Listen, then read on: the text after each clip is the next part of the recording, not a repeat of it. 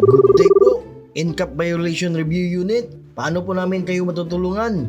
Hi sir, gusto po sanang mag-request ng review sa footage noong May 15, 4:17 p.m.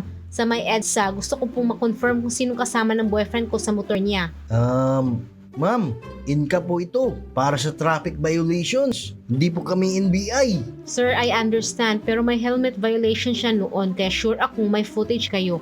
Importanteng malaman ko kung sino yung backride niya. Please.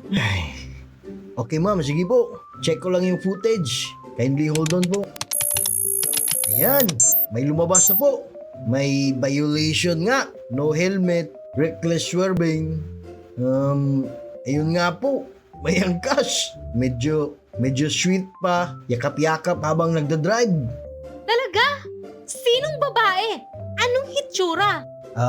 Ma'am, wala pong babae. Yung angkas po niya, lalaki. Sandali lang po ha. Zooming in. Yes ma'am, confirmed. Lalaki. Actually, naka-holding hands pa sila habang naka-stoplight. Emotional.